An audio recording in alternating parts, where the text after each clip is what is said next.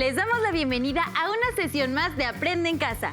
Mi nombre es Nadia Jiménez y es un placer acompañarles en esta sesión. En esta ocasión nos guiará la profesora Esther Méndez Maceda en el mundo del aprendizaje de la geografía. Bienvenida, maestra. Es un gusto acompañarles en esta sesión. Espero que ustedes y sus familias se encuentren muy bien. Por favor, recuerden seguir atendiendo las medidas sanitarias para prevenir la propagación del COVID-19, tales como mantener la sana distancia, lavarse las manos con agua y jabón, realizar el estornudo de etiqueta y usar el cubrebocas de manera correcta.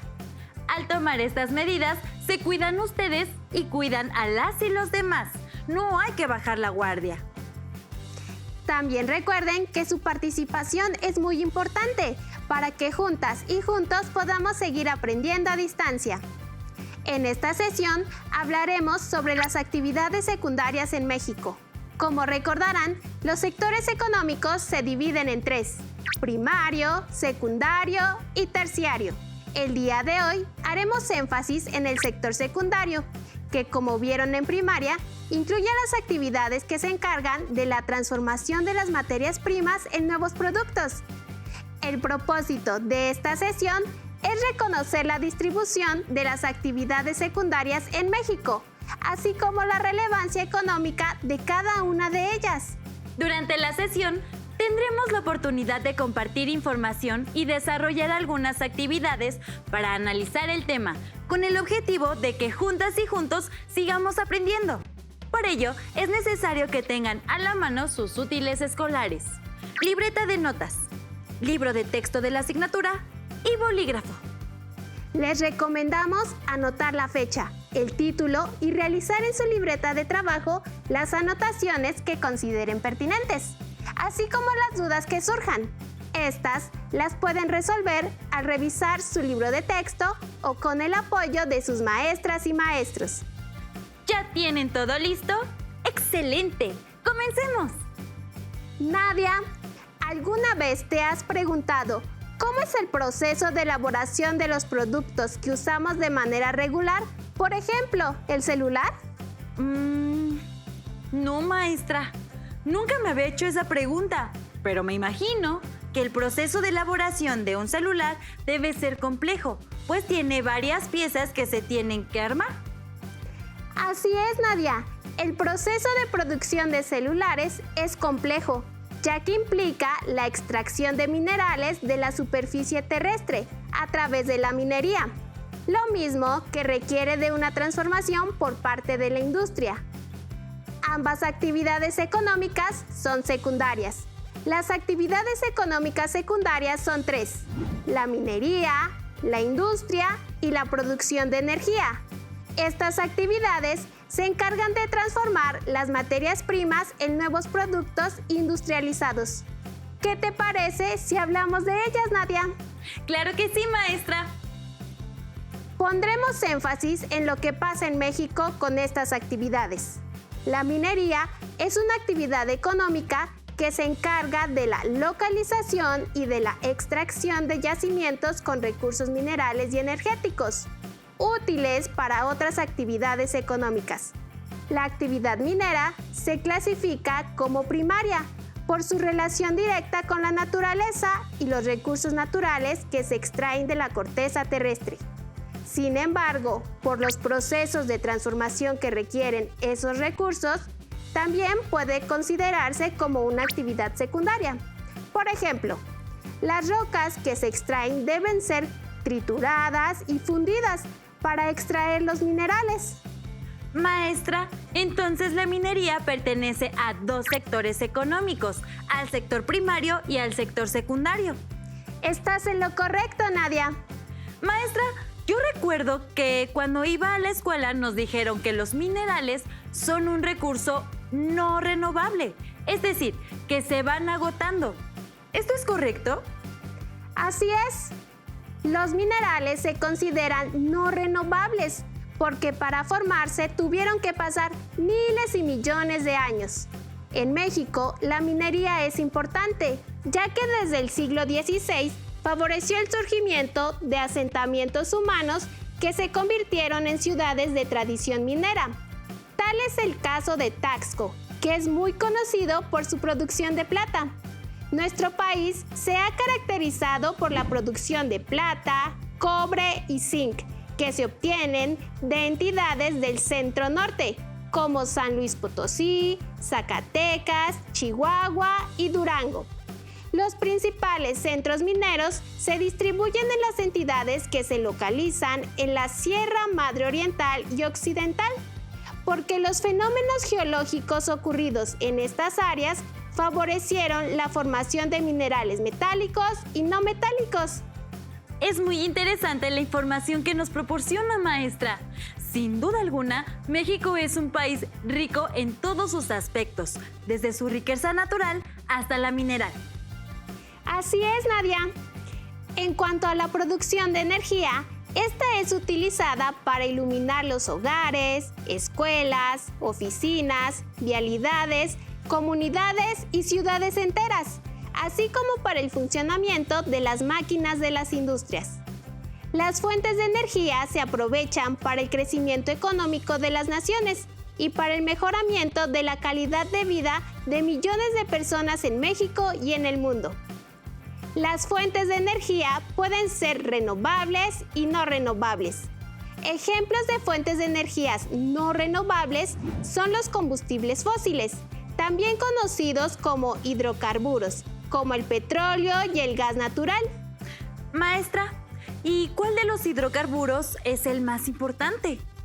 Muy bien, todos los hidrocarburos son importantes, pero en la actualidad el petróleo destaca porque de él se obtienen gran cantidad de derivados, como la gasolina, el diésel, la turbocina y el gas licuado del petróleo o gas LP. Además, el petróleo es la base para la industria de los plásticos, pinturas, solventes, asfalto y gran cantidad de productos que se utilizan en la confección de ropa, calzado, insecticidas, entre muchos otros más. ¿Qué te parece, Nadia?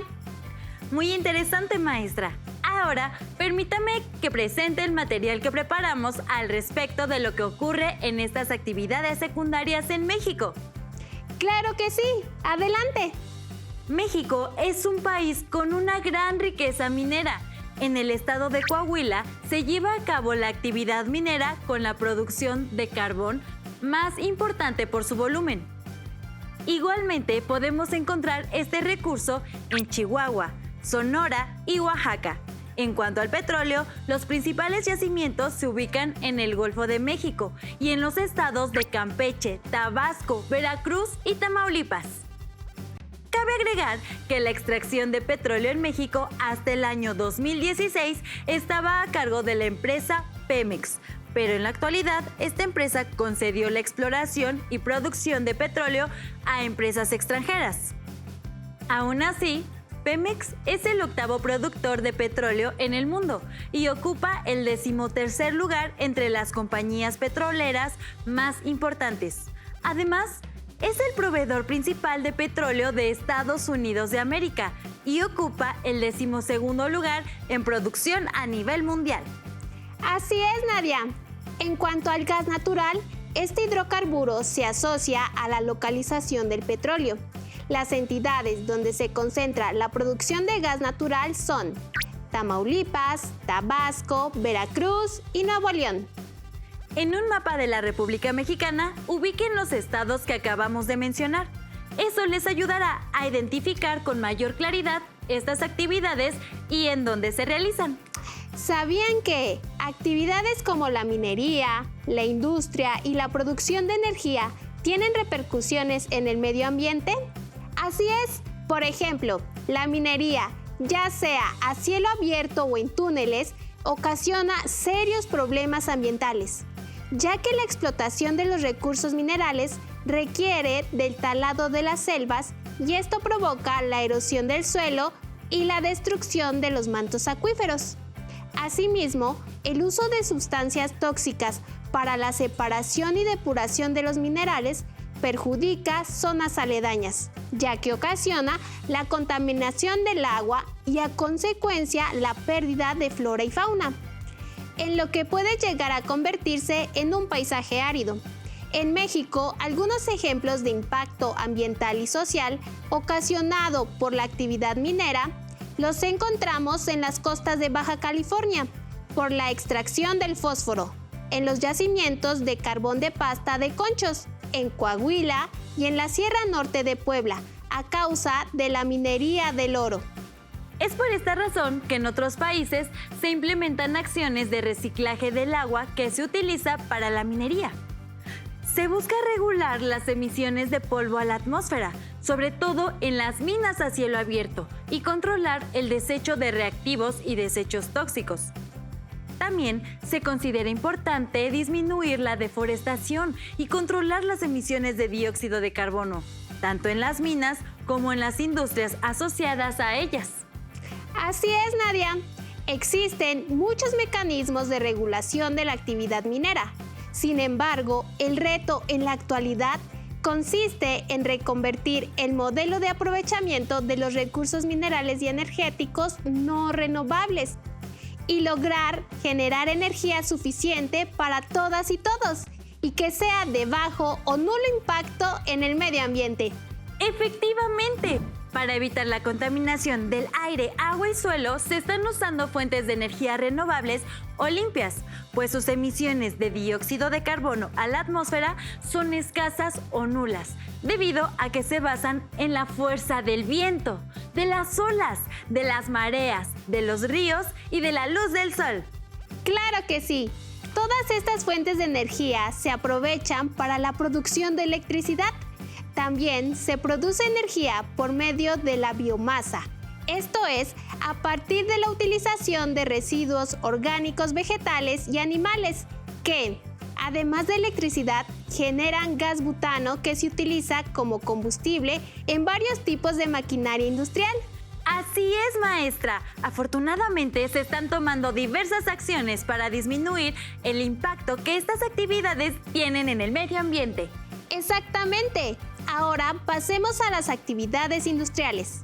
La mayoría de los productos y mercancías que adquirimos en tiendas, centros comerciales o mercados, como alimentos, aparatos electrónicos, ropa y calzado, entre muchos otros, han sido elaborados mediante un proceso industrial, en el cual los productos del sector primario se transforman en bienes de consumo.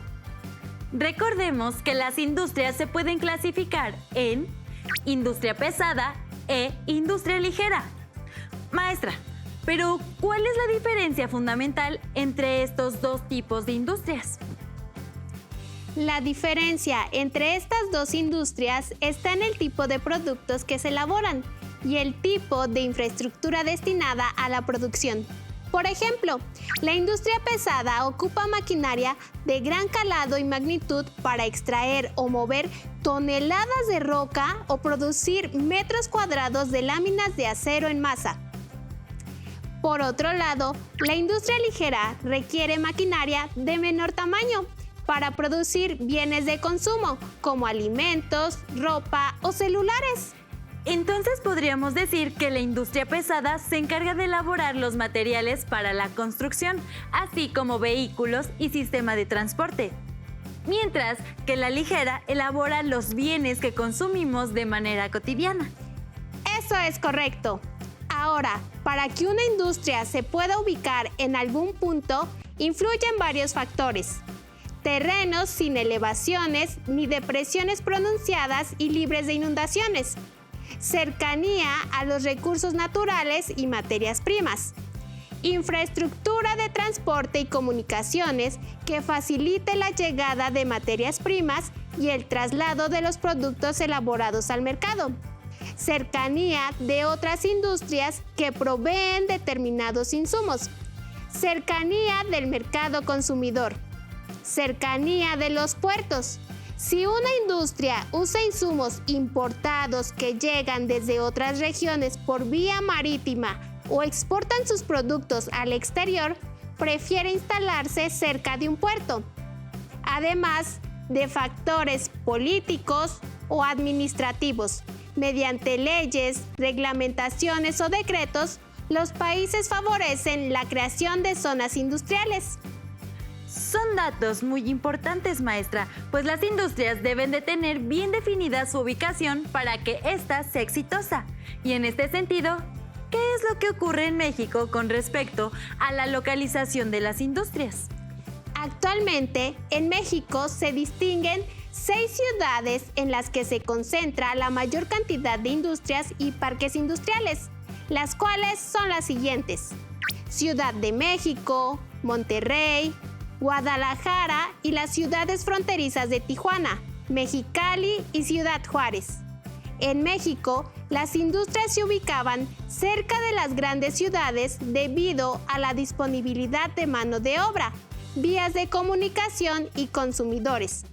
A finales del siglo XX, la industria se distribuyó en ciudades medias que empezaron a crecer en importancia económica.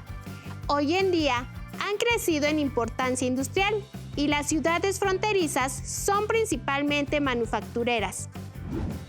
México destaca en la industria ligera. Como podemos observar en el mapa, los estados que se encuentran en color morado oscuro son los estados que tienen una producción manufacturera alta, como Coahuila, Nuevo León, Querétaro, Puebla, Estado de México y Ciudad de México. De ahí se localizan las ciudades fronterizas y las ciudades más pobladas del país, respectivamente. Supongo que por eso en estas entidades hay áreas en las que se han emplazado parques o corredores industriales. Tienes razón, Nadia. Por otra parte, los estados con menor producción manufacturera se encuentran en color rosa pastel, tales como el estado de Guerrero, Tabasco, Campeche y Nayarit. Porque estas entidades se enfocan a otros sectores. Por ejemplo, Tabasco y Campeche, que como vimos antes, destacan por la extracción petrolera, pues su territorio es rico en este recurso. Totalmente cierto, Nadia. Hay que añadir que en nuestro país la industria manufacturera proviene de grandes empresas extranjeras que instalan sus plantas en la frontera norte y obtienen beneficios de la cercanía con Estados Unidos de América, que es un mercado de consumo de gran importancia, y también obtienen beneficios de la mano de obra barata que ofrece la población mexicana.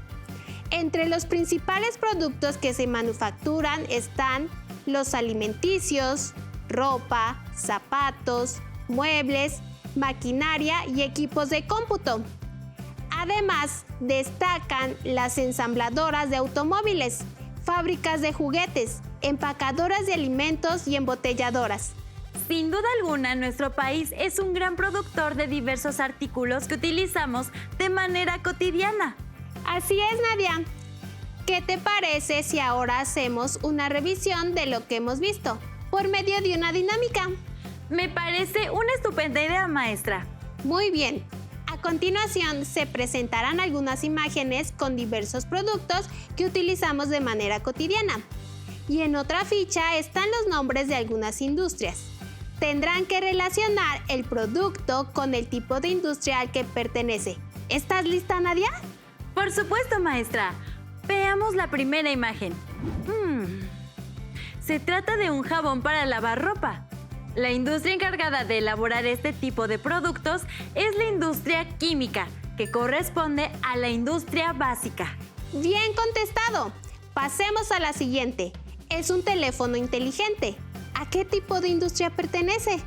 Ese es muy fácil, maestra. Pertenece a la industria ligera, ya que los teléfonos se fabrican a través de la industria manufacturera, en donde se producen aparatos electrónicos, entre ellos los teléfonos inteligentes. ¡Excelente! Lo estás haciendo muy bien. ¿Ustedes en casa han acertado las respuestas? Seguramente que sí. Ahora pasemos a la última imagen. En esta imagen observo diversos alimentos enlatados y empaquetados, listos para ser consumidos. Sin duda alguna, la respuesta correcta es la industria ligera, pues dentro de ella están las industrias de los alimentos. ¡Perfecto! Veo que pusiste atención, pues respondiste de manera correcta a todas las preguntas. ¿A ustedes en casa cómo les fue? ¿Lograron acertar cada una de las imágenes? Si no lo lograron, no se preocupen. Al terminar la sesión, les aseguro que contarán con más elementos para responder acertadamente. Estamos llegando al final de la sesión, pero antes de irnos queremos plantearles la siguiente actividad a manera de reto. A continuación, se muestra un cuadro con 3 columnas. En la primera coloquen 5 artículos que consumen a diario. En la siguiente columna tendrán que colocar las materias primas con las que están elaborados esos productos. Y en la última columna colocarán el nombre de la industria que los produce. Por ejemplo, pueden colocar el teléfono inteligente. Las materias primas con el que está elaborado son petróleo para las partes plásticas, vidrio para las pantallas, paladio y cadmio para las baterías, y níquel, zinc y cobre para los microchips y los cables.